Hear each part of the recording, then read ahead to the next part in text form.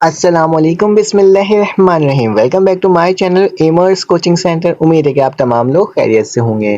तो स्टूडेंट, आज class 9 computer की जो न्यू बुक है national book foundation federal board की, आज उसके स्टूडेंट्स क्या देखेंगे, चैप्टर नंबर 1 के शॉर्ट क्वेश्चन आंसर के बारे में देखेंगे। शॉर्ट रिस्पॉन्स क्वेश्चन आंसर यानी SRQS के बारे में हम लोग क्या देखेंगे, आज क्वेश्चन देखेंगे और उसके तमाम चीज़ों को सीखेंगे कि किस तरीके से करना है। जिस तरह से मैं क्लास 9 की न्यू मैथमेटिक्स के कोर्सेज को अपलोड कर रहा हूँ, उसी तरीके से कंप्यूटर के भी आपको तमाम लेक्चर्स प्रोवाइड करूँगा, फिजिक्स के भी तमाम लेक्चर्स प्रोवाइड करूँगा, ताकि क्या हो सके स्टूडेंट, आपके बेस्ट मार्क्स इस पेपर्स में आ सके। अगर आपको मेरे व्हाट्सएप ग्रुप में ऐड होना है, तो स्क्रीन में आपको शो नंबर हुआ होगा मेरा, तो आप क्या करना होगा, इसमें अपना नाम, अपना क्लास और अपने बोर्ड का नाम लिखना होगा।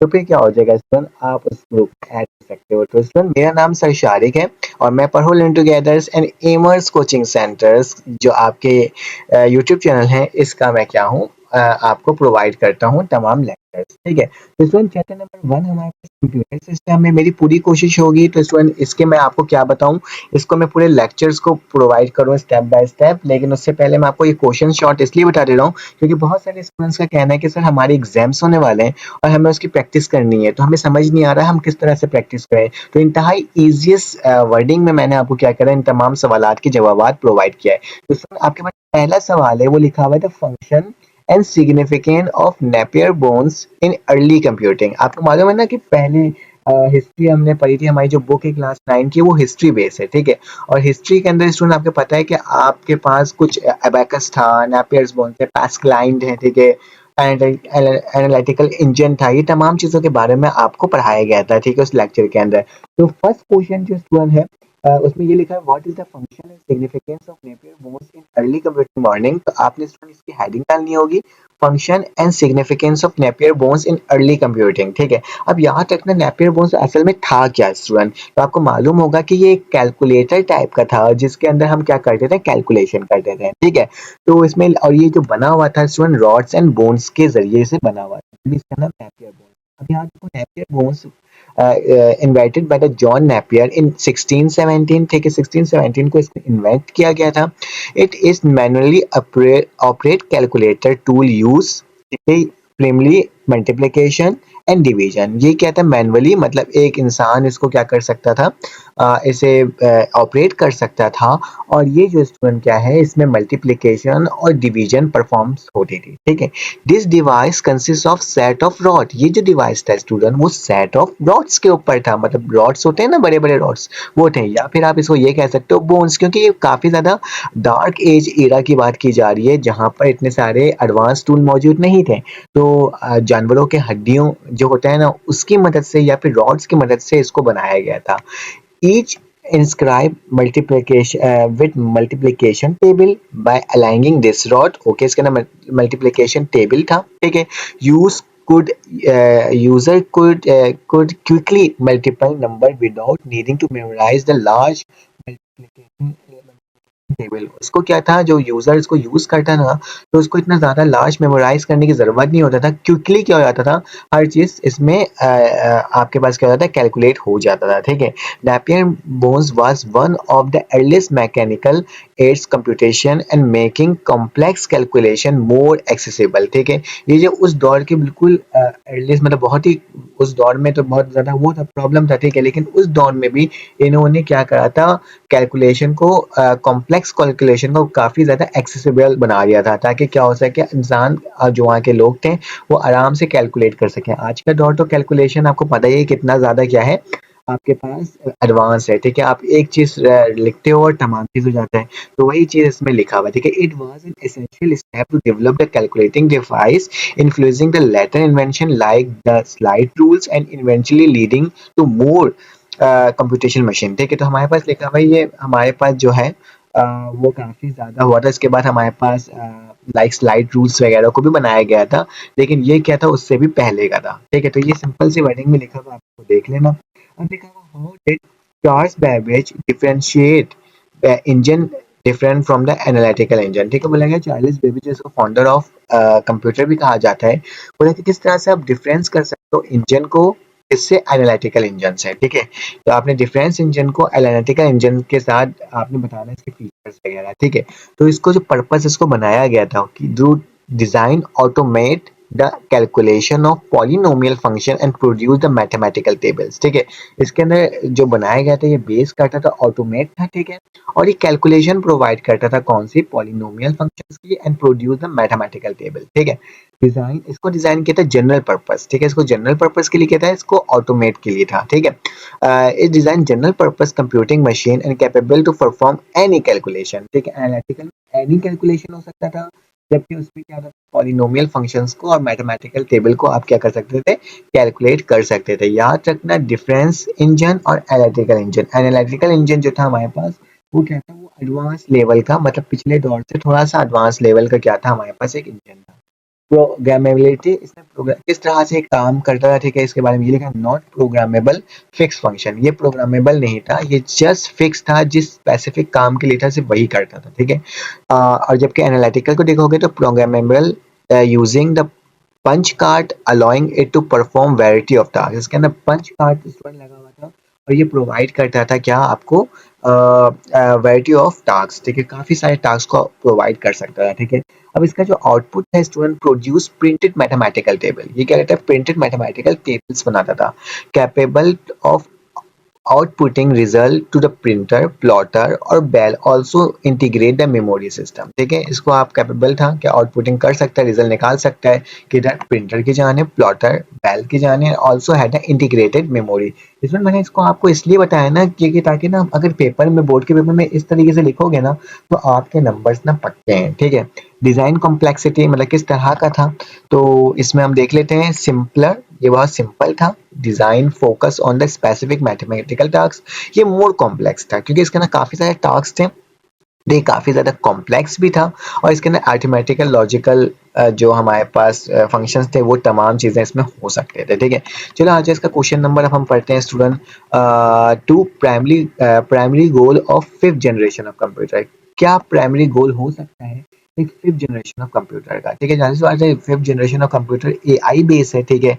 और इसके अंदर हम पाइथन्स वगैरह को यूज करते हुए रोबोटिक तमाम चीजें जनरेट कर रहे होते हैं, ठीक है, आज के दौर का कंप्यूटर मतलब के, ठीक है। तो लिखा हुआ है the primary goal of fifth generation of computer is to develop a machine that can perform the tasks required the artificial intelligence। मतलब ये जो इसका प्राइमरी पर्पस है ना, हमारा गोल जो है फिफ्थ जनरेशन ऑफ कंप्यूटर का, वो क्या करता है, वो डेवलप कर सकता है मशीन को, ठीक है, मुख्तलिफ तरह के machine that perform tasks। Machine क्या होता है स्टूडेंट, मशीन हमारे टास्क को बेस्ट बनाता है ना, मतलब हमारी जो काम होता है, जो हमारी एफर्ट होती है, ठीक है, उसे क्या कर देता है, उसको रिड्यूस कर देता है और आपके कम वक्त में ज्यादा काम कर देता है। तो ये आर्टिफिशियल इंटेलिजेंस के जरिए क्या हो सके स्टूडेंट, डेवलप हो सके मशीन, ताकि वो डिफरेंट टास्क परफॉर्म कर सके, ठीक है। उसमें लिखा है such as understanding and processing a natural language, ठीक है, नेचुरल लैंग्वेज की मदद से, ठीक है, recognizing the pattern and solving the complex problem autonomously। Fifth generation computer is aimed to advance the parallel processing expert system and AI create the intelligent machine that can make the thing reason like a human, ठीक है। अब याद रखना इसमें basically ये कहा गया है ना कि आपके मुख्तलिफ काम या टास्क को या आपके कॉम्प्लेक्स वर्क को स्टूडेंट क्या कर सके, बहुत ही आसान तरीके से ऑटोमेटिकली क्या कर सके स्टूडेंट, सॉल्व कर सके। तो फिफ्थ जनरेशन ऑफ कंप्यूटर का स्टूडेंट जो मेन एम होता है कि ये क्या कर सके, आपके साथ ऐसा प्रोसेस करे जैसे कोई एक्सपर्ट हो, एक एक्सपर्ट ऑफ सिस्टम हो। जैसे कि एआई क्या करता है, हमारे पास तमाम बातें हमें एज ए एक्सपर्ट के तौर पे बताता है और इसमें क्या होता है, और ये ऐसा बिहेव करता है जैसे कि हम क्या हो, जैसे हम एक ह्यूमन के साथ बात कर रहे हो या फिर वो हमसे बात कर रहा हो, ठीक है। तो ये हमारे पास एक सवाल हो सकता है। अब इसमें लिखा है three type of memory mention on the motherboard in the von Neumann architecture. Von Neumann architecture जो आपके बुक के अंदर मेंशन है, उसके अंदर बोला गया है कि आपने मेमोरी के टाइप्स बताने हैं, थ्री टाइप्स। तो स्टूडेंट्स जो सिंपल मदरबोर्ड के अंदर है वो हमारे पास रैंडम एक्सेस मेमोरी है। अब रैंडम एक्सेस मेमोरी क्या होता है स्टूडेंट, ये वॉलेटाइल मेमोरी होती है, ठीक है, मतलब इस use for temporary data storage, मतलब ये एक तरह का टेम्पोररी डेटा स्टोरेज होता है, ठीक है, while programming running its allow to quick read and write access. जैसे कि आप पबजी गेम खेलते हो या फिर कोई दूसरा गेम खेलते हो स्टूडेंट, जब उसकी एसेंशियल जो आपके पास होती है ना, क्या बोलते हैं, उसकी जो मेमोरी होती है वो उस वक्त ना वो रन करके ना अपने अंदर ना सेव कर लेता है, ठीक है। और फिर उसके बाद पबजी बंद कर दो, फिर पबजी को दोबारा से ओपन करो या फिर कोई दूसरे गेमिंग को ओपन करो, तो वो उतना टाइम रिक्वायर नहीं करता जितना पहले उसने करा था, ठीक है। तो मतलब वो क्या करता है, वो तमाम मेमोरीज को एक लिमिटेड टाइम के लिए क्या कर लेता है, अपने अंदर एक्सेस कर लेता है, ताकि क्या हो सके, उसका काम हो सके, और उस वक्त तक चलता है जब तक आपका स्विच क्या होता है, ऑन होता है। और जैसे ही आपका स्विच ऑफ होता है तो आपका मेमोरी भी क्या हो जाता है स्टूडेंट, वॉलेटाइल हो जाता है, ठीक है। अब रोम जो है हमारे पास क्या लिखा है, वैनिश हो जाता है, सॉरी। रोम का मतलब होता है रीड ओनली मेमोरी, और बेटा non volatile memory use to store the film for a software, this is permanently program such as BIOS, ठीक है। हमारे पास क्या लिखा हुआ है, हमारे पास जो ये होता है ना स्टूडेंट नॉन वॉलेटाइल, तो इसमें जो आपकी मेमोरी होती है ना स्टूडेंट, वो परमानेंटली होती है, प्रोग्राम जब तक चल रहा होता है। देखिए, अगर स्विच ऑफ भी हो जाए तो भी क्या हो जाएगा, आपका वो डेटा जो होगा वो सेव होगा। जैसे गेमिंग वगैरह होता है ना, आप उसको सेव कर लेते हो तो उसका जो डेटा है, जितना उसने स्टोरेज लिया था वो तो अपने पास सेव रखेगा, लेकिन उसको एक्सेस करने के लिए स्टूडेंट जो मेमोरी रखता है वो कहाँ जाता है, वो रैंडम एक्सेस में जाता है, ठीक है।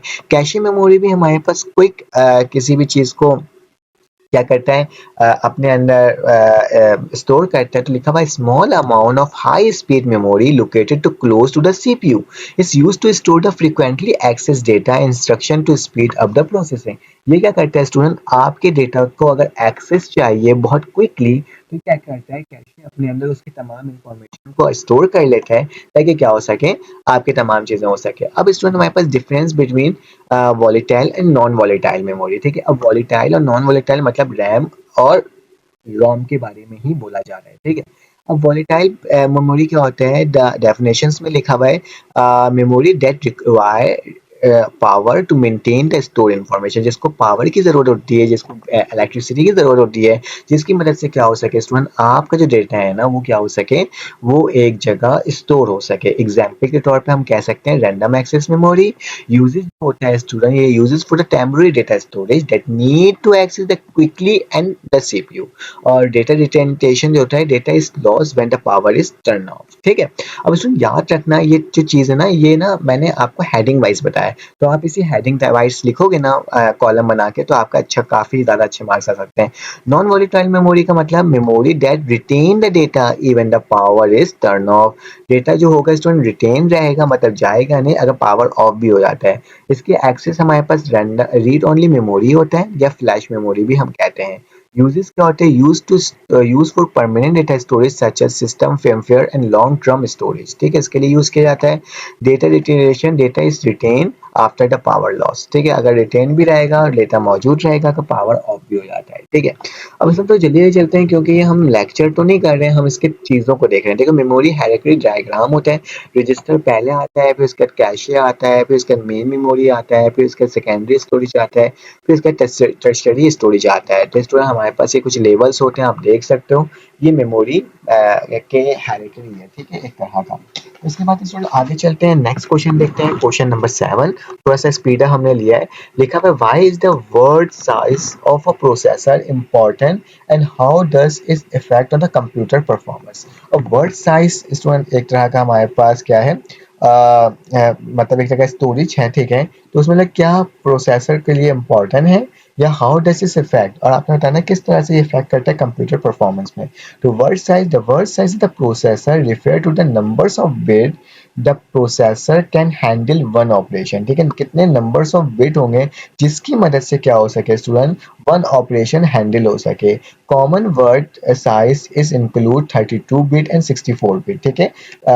अक्सर में जो वर्ड की जो कॉमन साइज जो है ना, वो क्या है स्टूडेंट, 32 बिट्स ऑपरेट करता है या फिर 64 बिट करता है। इसके इंपॉर्टेंस है स्टूडेंट, देख लो, the data processing a large word size allow the processor to handle more data in a single cycle and improving the performance. ये एक ही साइकिल के अंदर लार्ज डेटा को स्टूडेंट क्या कर सकता है, हैंडल कर सकता है, और इसकी परफॉर्मेंस को हाई कर सकता है। Memory addressing a large word size increase the addressable memory space, ठीक है, वो इंक्रीज कर देता है मेमोरी के एड्रेसेबल स्पेस को, and allowing the computer use to more RAM which is critical for handling the large data set. और ये अलाउ करता है कंप्यूटर को कि वो ज़्यादा से ज़्यादा क्या कर सके, स्टूडेंट एक्सेस कर सके, ठीक है, ताकि क्या हो सके, क्रिटिकल आपके पास जो लार्ज डेटा साइज और एप्लीकेशन को क्या कर सके, सॉल्व कर सके। तो स्टूडेंट इसके आगे हमारे पास और भी है, इंस्ट्रक्शन भी दिया हुआ है, the word size determine width of the CPU instruction set and affecting the complexity and efficiency of programming, ठीक है। तो ये स्टूडेंट होगा हमारे पास, आप इसको देख लेना। उसके बाद हमारे पास 7 है, व्हाट इज पाइपलाइनिंग, ठीक है, and how does it improve the efficiency of CPU. Pipelining आखिर क्या है और इसको किस तरीके से इम्प्रूव किया जा सकता है एफिशिएंसी ऑफ अ कंप्यूटर को। तो स्टूडेंट पाइपलाइनिंग को पहले सीख लो, पाइपलाइनिंग होता क्या है, ठीक है। तो pipelining is a CPU performance enhancement technique, ठीक है, that divide the execution process into several stages, ठीक है। स्टूडेंट क्या लिखा हुआ है कि पाइपलाइनिंग एक तरह का सीपीयू की परफॉर्मेंस को क्या कर सकता है, करता है, इनहेंस करता है, और इसके टेक्निक में जिद्दत लेकर आता है, that divide the execution the process. और जो एजुकेशन प्रोसेस होता है, जो आपका आउटपुट आने का मराहिल होता है ना स्टूडेंट, उसको क्या कर देता है, उनको सेवरल स्टेजेस में तोड़ देता है, ठीक है। Which each stage handling the part of instruction, her stage क्या करता है स्टूडेंट, हैंडल करता है हर इंस्ट्रक्शन के पार्ट को। by overlapping this stage in multiple instruction can be processed simultaneously which each instruction in a different stage of execution, ठीक है। तो ये सिंपल सी वर्डिंग आप देख लेना, ठीक है। उसके बाद स्टूडेंट हमारे पास लिखा हुआ है इसकी एफिशिएंसी इंप्रूवमेंट क्या करता है, इंक्रीज करता है थ्रूपुट, ठीक है। तो pipeline allow the CPU to complete the more instruction in given time improving the all over the performance speed।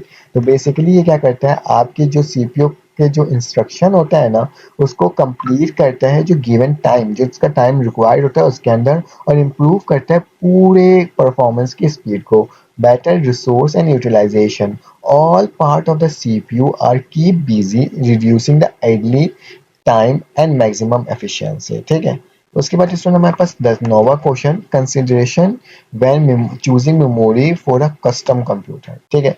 तो आपने कंसिडरेशन बताना है जब आप मेमोरी को एज अ कस्टम कंप्यूटर के लिए यूज करो तो क्या हो। Capacity, determine the amount of RAM need to base on the intended use of 8 GB for the general use, 16 GB for more gaming and videos, ठीक है। अगर 16 GB लेना चाहते हो तो वो क्या होगा, गेमिंग और वीडियोस के लिए होगा। स्पीड जो है student, choose the RAM with the higher clock speed DDRA 300 to ensure the faster access to improve the performance। And capability क्या हो, आपको पता ही कि आपके पास मदरबोर्ड जो कंपेटेबल हो और उसके सीपीयू अच्छा हो, ठीक है, दैट्स वाई क्या हो सकेगा, तो उसी को आप क्या करोगे, ऐसा वो करोगे, अपने पास रखोगे। Improving the older computer performance without replacing the CPU, किस तरीके से आपका ओल्डर कंप्यूटर स्टूडेंट क्या हो सकता है, इंक्रीज हो सकता है उसकी परफॉर्मेंस विदाउट सीपीयू के चेंजेस में। तो ऐड मोर रैम, अगर आप ऐड कर दो रैम को तो उससे भी होता है। अपग्रेड कर दो हार्ड डिस्क से, किसमें, एसएसडी में। ऑप्टिमाइजिंग द सॉफ्टवेयर, सॉफ्टवेयर को स्टूडेंट क्या करो, ऑप्टिमाइज करो, ठीक है। तो तमाम चीज़ इसके अंदर लिखा हुआ, आप स्क्रीनशॉट भी ले सकते हो। स्टूडेंट अगर इसके नोट्स वगैरह चाहिए तो आप मुझे मैसेज कर सकते हो, तो मैं आपको कोशिश करूंगा इसके आपको नोट्स प्रोवाइड कर दूं। स्टूडेंट 11 क्वेश्चन में लिखा हुआ है इम्पैक्ट कंप्यूटर इम्पैक्ट और नॉन इम्पैक्ट प्रिंटर के दरमियान डिफरेंसेस। तो स्टूडेंट आप देख सकते हो कि हमारे पास जो डिफरेंसेस है, मैं इसको कर नहीं पाऊंगा इसको क्योंकि ये मेरे पास लिखा हुआ नहीं है, ठीक है। तो स्टूडेंट हमारे पास जो इम्पैक्ट प्रिंटर का डिफरेंसेस आप उसको देख सकते हो। इम्पैक्ट प्रिंटर जो है हमारे पास, इट प्रिंट द करेक्टर और image by striking the print hammer और wheel against an ink ribbon. और जबकि ये क्या है, it print the character and image without striking the paper, ठीक है। तो देख लेना, स्पीड इसका स्लोयर है तो इसका फास्टर है, इसका क्वालिटी लोअर है तो इसको हाई है। ये कंटिन्यूस पेपर शीट में होता है, ये नॉर्मल इंडिविजुअल पेपर शीट में होता है। ये जनरेट ड्यूरिंग द प्रिंटिंग, ठीक है, नॉइस जनरेट करता है, जबकि ये जो है नॉइस इतना कोई खास वो जनरेट नहीं करता।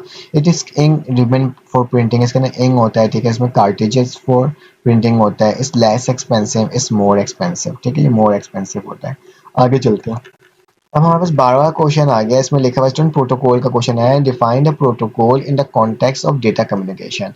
अब प्रोटोकॉल इज द प्रोटोकॉल आखिर होता क्या है, ठीक है। तो protocol is the data communication in a set of rule and convention that define how is the data is transmitted, received, interpreted between the devices and network। Basically इसमें ये लिखा हुआ है स्टूडेंट कि हमारे पास जो प्रोटोकॉल होता है वो एक तरह का सेट ऑफ रूल होता है, ठीक है। किस तरह का सेट ऑफ रूल, जिसकी मदद से पता चल सके कि डेटा किस तरीके से ट्रांसफर हो रहा है, किस तरह से रिसीव हो रहा है, कौन से नेटवर्क से गुजर रहा है, ठीक है। ये तमाम चीज़ों को करना। Protocol ensure that the device from the different manufacturer can communicate it effectively। Example of protocol हमारे पास क्या है, TCP IP transmission control protocol, और इंटरनेट प्रोटोकॉल भी बोलते हैं HTTP hyper text transfer protocol, और FTP जो क्या होता है हमारे पास फाइनल ट्रांसफर प्रोटोकॉल। स्टूडेंट अगर मेरी वीडियो आपको अच्छी लगी तो प्लीज चैनल को लाइक और सब्सक्राइब करना।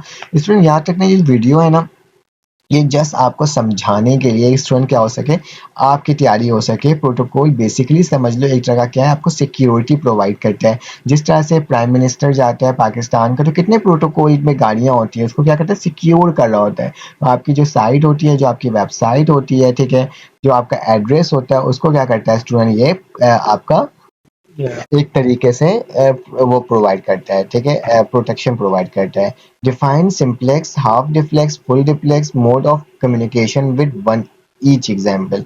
इसमें याद रखना आप क्या कर सकते हो, इसको एज अ बुक से भी याद कर सकते हो, ठीक है। अब देख सकते हो मैंने सिंपल लिखवाया है। और सिंप्लेक्स क्या होता है student, simplex the communication in one direction only. सिर्फ एक डायरेक्शन की तरफ अगर कम्युनिकेशन हो उससे सिंप्लेक्स कहते हैं, जैसे टेलीविजन एंड ब्रॉडकास्टिंग। आप टेलीविजन में सिर्फ चीजें देख सकते हो, उससे कोई चीज सेंड नहीं कर सकते।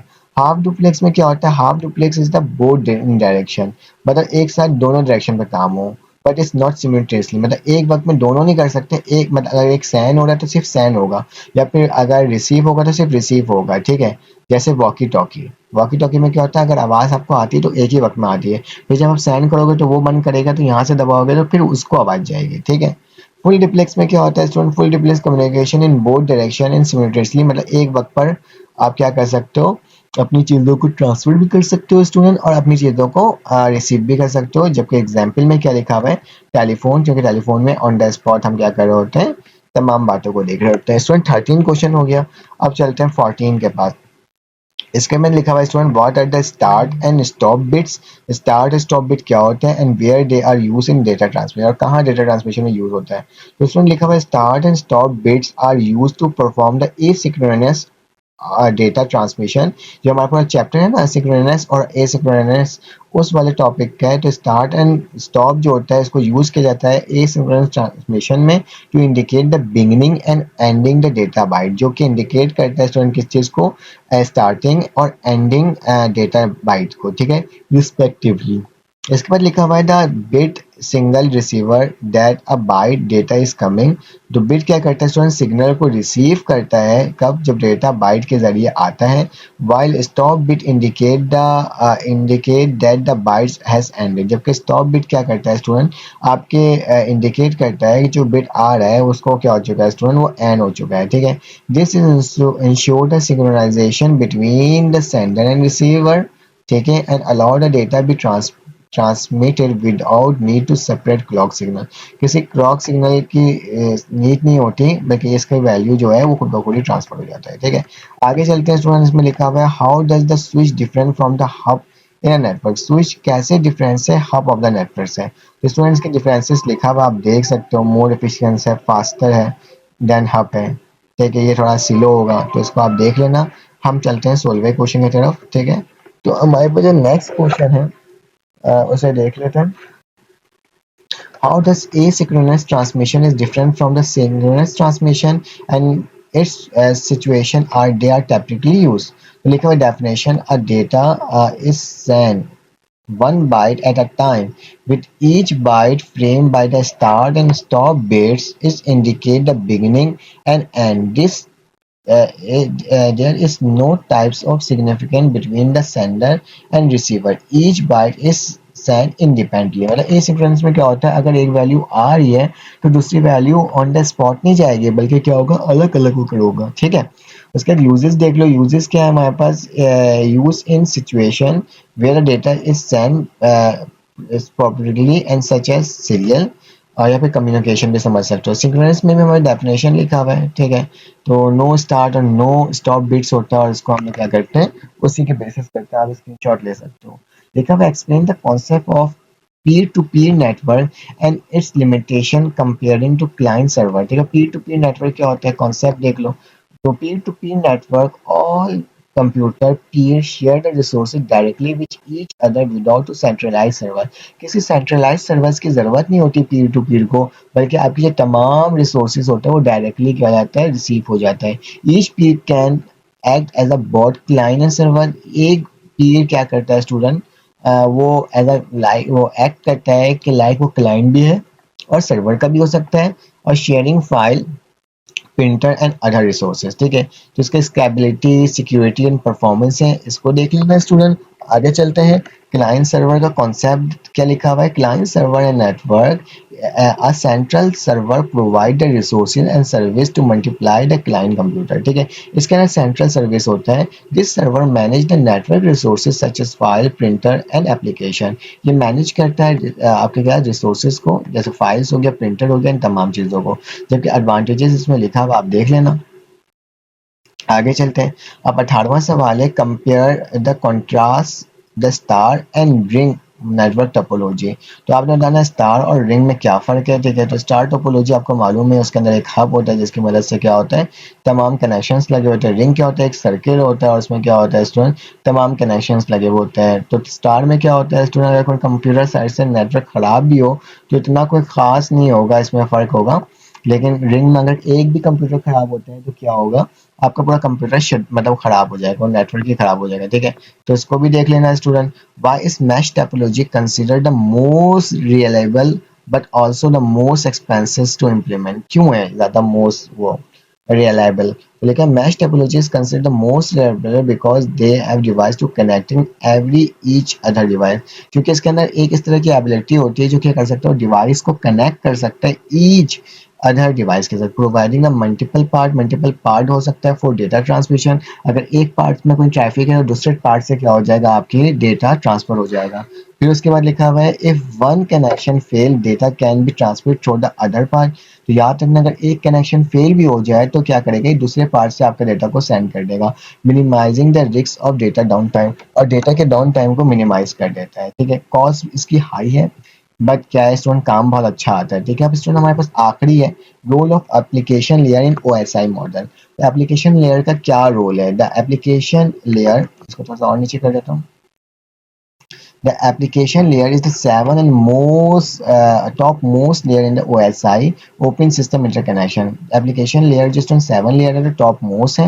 It provide a service directly to the end user application and enabling the communication between software application and lower the network layer. ठीक है, it facilitates the function such as file transfer, email, web browsing and translating the data into the format that can be understood by the user to managing the application protocol service. इसमें ये जो लिखा हुआ है ना, तो इसको आपने एक बार देख लेना। ठीक है, ओएसआई का जब पूरा लेक्चर आपको पढ़ाऊंगा, उसके तमाम एप्लीकेशंस और उसके तमाम लेयर्स को जब पढ़ाऊंगा तो आपके कॉन्सेप्ट और अच्छे हो जाएंगे। स्टूडेंट, अगर आपको मेरी वीडियो अच्छी लगी और इस तरह के मैं और क्वेश्चन आपको प्रोवाइड करूँ तो चैनल को लाइक और सब्सक्राइब कर दो, बेल के आइकन क्लिक कर दो, ताकि आपको इस तरह की इन्फॉर्मेशन मिलती रहे। तो इंशाल्लाह आपसे फिर मुलाकात होगी एक न्यू वीडियो में। जब तक के लिए अपना ख्याल रखें, अपने एरिया का ख्याल रखें, दुआ में याद रखें। अल्लाह हाफिज़।